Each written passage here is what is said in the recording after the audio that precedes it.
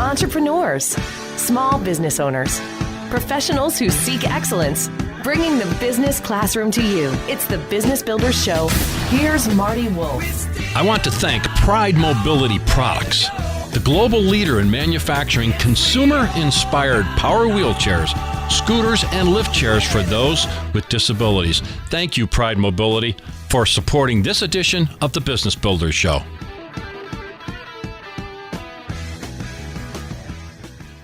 Welcome to the Business Builders Show. I'm your host, Marty Wolf, and we are at the Positive Business Conference at the University of Michigan Ross School of Business. This is an incredibly beautiful facility. I'm so pleased to be here. I have a special guest with me today. Chris White joins me on the Business Builders Show. Hi, Chris. Hi, thanks for having me. I'm thrilled you're here. I'm going to do a short introduction because we could go on and on and on about your introduction, so allow me that. Chris White is the managing director of the Center for Positive Organizations and adjunct faculty in management and organizations at the University of Michigan's Ross School of Business. Again, there's papers, there's books, there's all kinds of accolades that go with Chris. Some of that will come out during our interview. But again, Chris, thanks for being with us on the Business Builder Show. Let's start with your work at the Center for Positive Organizations.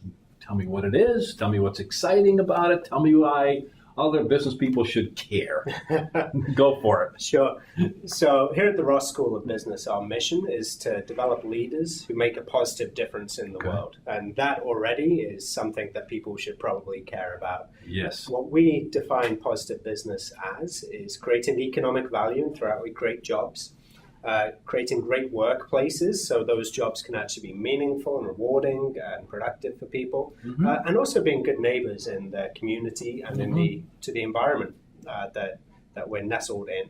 And so the center really has been around for 15 years, and what we have focused on is the part about great workplaces, where we've got a global community of 300 plus scholars who are looking at the question of how do you build organizations that are both high-performing, but also enable people working there to thrive and to be at their best? Right. And so we look at topics like compassion and relationships in the workplace. We look at meaning and purpose in organizations and study that, and then take what we learn to the world through our education programs and the partnerships we have with companies and organizations. You don't have to go far for a couple of wonderful examples, though. We'll give a shout out to two people who I know you know, Ari Weinsweg with the Zingerman's community of businesses, and Richard Sheridan with Menlo Innovations, which I believe are literally miles or maybe blocks away from the Ross School of Business. That's right. Yeah, they are great proponents. They have both been on our show before, so I'm thrilled to know those people. It's just wonderful folks. All right, you have written a book, and it is called Changing Your Company from the Inside Out, a guide for social intrapreneurs. Intrapreneurs by Christopher White and Gerald Davis. You want to give Gerald a shout out too, right? I would, and say that you will not find a better mentor and friend in the world than Jerry Davis. Yeah. Well, I've watched some video of you two, so I'm familiar with how you connect. Maybe, we have a lot of fun. You have a lot of fun. Well, allow me. You said don't read something, but I'm going to read something right here because I think it's going to set up the book real nice.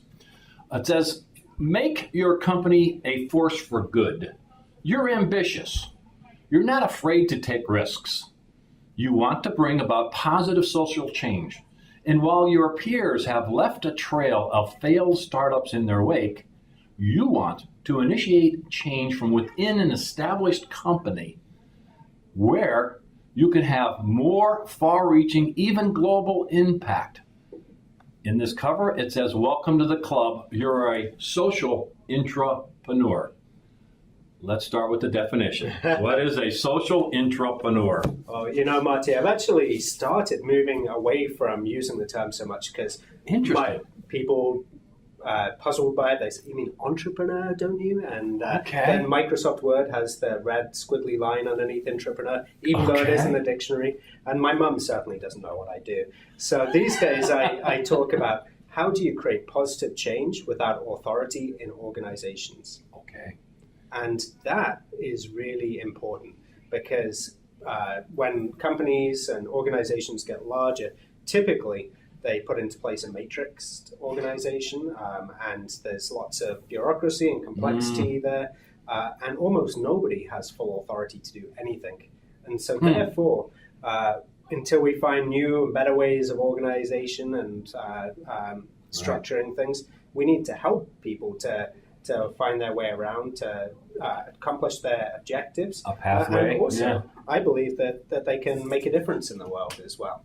Well, you have written about it. You have examples, that in the book. So you connect social changes to, I'll call it corporate changes. Is that a good way to put it? Mm-hmm. Give me some examples you can think of, anything like something that everybody would recognize that's a social change that we can start to think about in terms of bringing this to our communities, to our business communities. Sure, I'd love to. An example I sometimes give is from IBM, and big blue company. Yes. And they created a corporate service corps after some wonderful entrepreneurial work by a guy called Kevin Thompson, who actually lives just down the road from us here as well. Ann Arbor is the place to be. Yes, apparently it is. So the corporate service corps was created to send IBM high-performing, high-potential folks in the middle of their career away on expat assignments, but not the traditional ones in corporate suites, but into communities in developing countries where they worked with nonprofits who can otherwise afford IBM's services. And so this program was able to increase their cultural understanding measurably increase the cultural understanding of the people who went on the program, the leadership capabilities in a measurable way, and their retention as well. And so in a very cost-effective way, so good for business, they were able to retain key people and start seeding relationships in strategic countries for the company to expand into. Let's make sure that the point is made clear. This is one person. Well, it's never one Well, person. it started with one person, started a little, we'll call it a movement, and had an idea. That was courageous for that one person or that small group. How the heck do they do that? Did they rally people? Did they have the ear of a senior executive? I mean, because you don't walk into a board meeting and say, I've got this idea. That's generally not well accepted. So how? How did that actually work? Well, it's actually a funny story, because when Kevin first suggested the ideas were solicited, he was pretty much laughed out of the room. You don't think of IBM as a place receptive to this kind of initiative. And so Kevin licked his wounds, bided his time. He was a recovering Peace Corps alum as well, so he had some familiarity with this. What happened, though, was that there was a change in context for Kevin, and that's the first of the four things that we highlight in the book as making a real difference in the success of these initiatives. The then chairman of IBM, Sam Palmisano, announced in Foreign Policy magazine the globally integrated enterprise as really his philosophy of how IBM was going to grow and sustain itself. And this massively increased the importance of these relationships around the world and the way that collaboration happened across IBM. And so when Palmisano had a speech to give at the United Nations, he needed to have tangible examples of what this looked like. And so all of a sudden, this idea went from being crazy, laughed out of the room idea, what's this hippie Kevin Thompson talking about, to being strategically valuable to the company. So the idea didn't change. Part of what changed was the context in which the idea was heard. And you talk about in the book and how you do it, when you do it, the timing, the people that are involved, and you spell that out in the book. And again, I'm going to mention the book, Changing Your Company from the Inside Out, a Guide for Social Change. We're changing the title of the book. We found, is that breaking news? Right now. Are we breaking news here? And Chris White from the Ross School of Business is with me. Let's get back to the idea. You said it maybe more than once. Measurable. In some cases, significant impact on something that starts as a seed, something that's maybe looked at as a social innovation. Let's go a little deeper on measurable. What do you mean by that? Do you have other examples you can share with me? Sure, happily. This is actually what got me excited about the potential of big companies to make a difference in the world, is the scale of their operations, meaning that even small changes done company-wide really add up. I say that as a former executive director of a social enterprise. Yes. We could have worked for decades to reach scale, but if, say, a Pfizer or an IBM or an Apple or a Ford Motor Company, for sure, if they change a practice such as drinking bottled water in the company and make that change, that can be huge. Then that can spread across all of their operations, and that is actually probably a quicker way to have impact than by starting a new social enterprise to try and change people's drinking habits. I love that idea. So it starts small, but you can get involved, and you get if the idea gains traction, use that phrase, you can have a huge impact with the big company worldwide, literally in weeks, months, and maybe even months, right? Certainly in first degree, and much of the work we do is with companies on their supply chains as well, and their vendors, and so there's a leverage point for second and third degree impact too. Chris, if people want to reach out to you or find more about your book, what would you suggest they do? Meet you here at the Ross School of Business. How would you suggest we connect with you? Yeah, I'd be happy for them to email me. My email address is Chris, CHRIS, WHI, short for white, at umich.edu. You can also follow me on Twitter, and I go under at Lead Positively. Okay, we'll keep bringing that up because I'd like people to reach out to you, and I highly suggest you read the book because this is what's happening in the world. Well, we want more of it to happen. Connect these social, in some cases, they may be evolutions, but they're revolutions. There's starting to be some revolutions. Mm-hmm. Let's talk about, you talk about Ford, and is it William Clay Ford Jr., which there's some folklore around him, but connect that story to your whole idea of changing your company from the inside out. Talk to me more about that. Sure. So I love that you brought up the Ford example because the main intrapreneur that we studied there at Ford, Dave Burdish, is one of my heroes. He's a wonderful human being and just so passionate and tenacious about creating change. He's actually left Ford just a couple of years ago. He's now doing some consulting, but when he was there, he was able to advance some really cool initiatives at a policy level in the company, which is something that probably has even more ability to influence change than an individual initiative like the Corporate Service Corps. And specifically, he was able to create Ford's first Code of Human Rights. That's huge. For their supply chains. Code of Human Rights. Mm-hmm.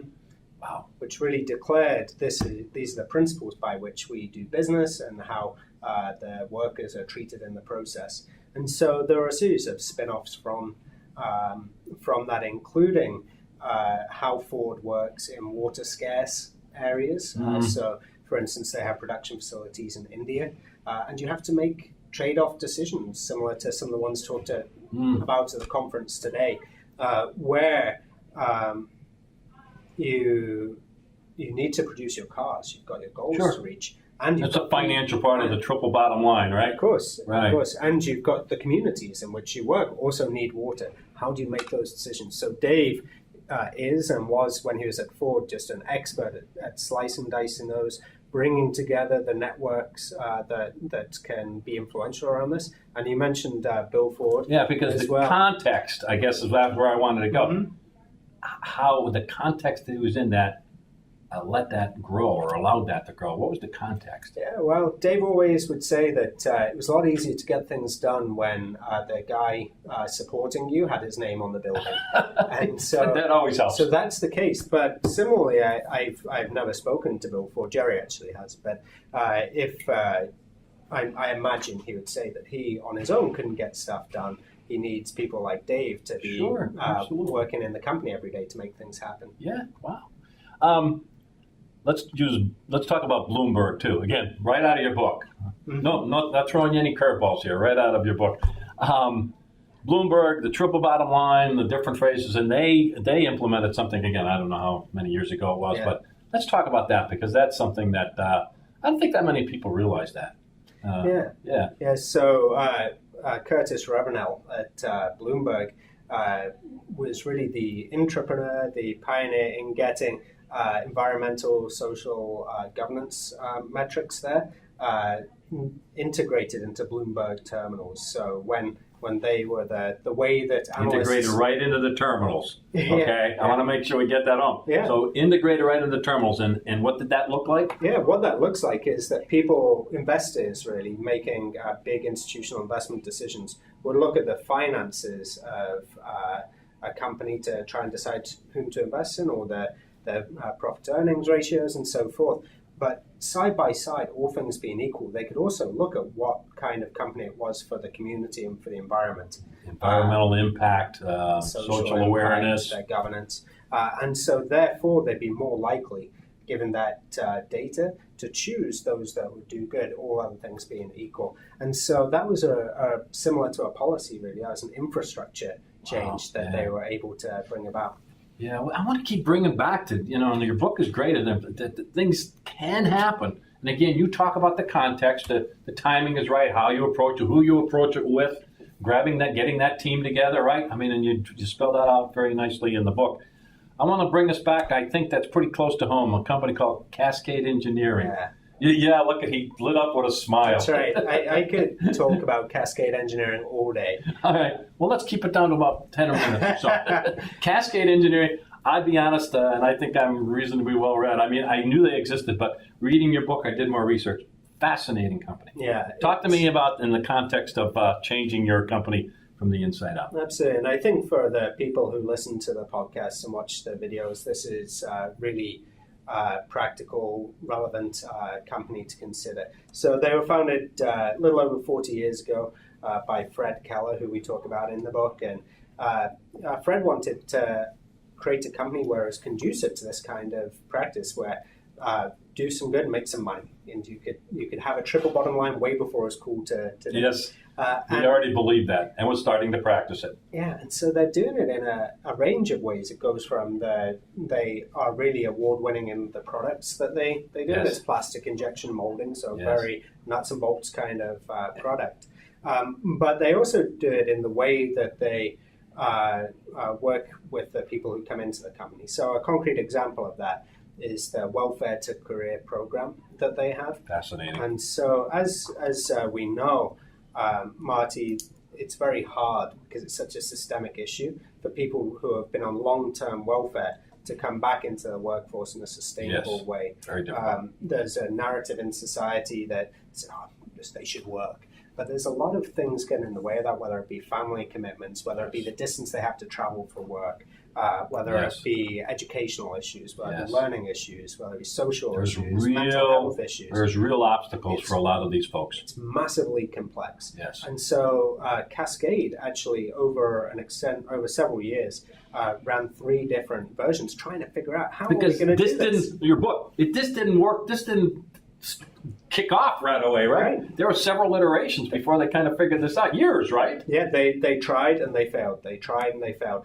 And actually, Fred Keller was the one who, after reading the draft, asked me to make sure the point is clear, that this was not a straight line. This was not a just go do it. It takes tenacity and it takes willingness to keep trying to get there. Yeah. But the great thing about the Welfare to Career program is that Cascade eventually landed on a model that worked, and one of the key points to making it work was embedding a social worker in Cascade. Embed a social worker right in the facility. Mm-hmm. To help people on site. And so they were one of the first people to actually do that. So in the State of the State speech last year, the Governor, Rick Snyder, recognized this program as a program that's both really helpful for the community and for society, financially good for the state of Michigan because people are coming off welfare, and the retention rate of these folks, the loyalty of these folks within Cascade, and for many of them, and I've spoken to some the skill of these folks in Cascade has been terrific. You have a wonderful picture, I think, from Cascade. A young woman. Yeah. I can't think of her name. I'd give her a shout out, but beautiful picture. Yeah. Big smile on her face.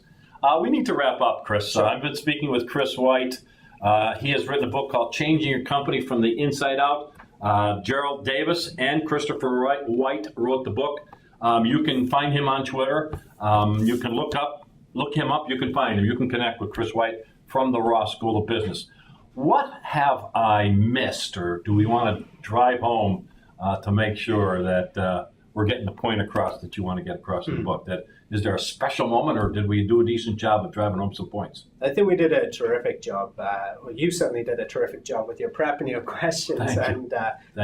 I just think that the point I'd drive home is that there's the tactics that people can use, but really it's a mindset and willingness to have the character to take the dings that the system will give you if you try and create change and keep trying, because it does take patience and persistence there. I love that you had so many examples, because that's it. It's courage. If you're working for a big company, have courage, build that little team, be sensitive to the context of what you're around or what's around you, but move forward. Some wonderful things can happen, and you really do a wonderful job of putting that in the book. So give us your email again, Chris. Sure. Chris White. It's CHRISWHI@umich.edu. Excellent.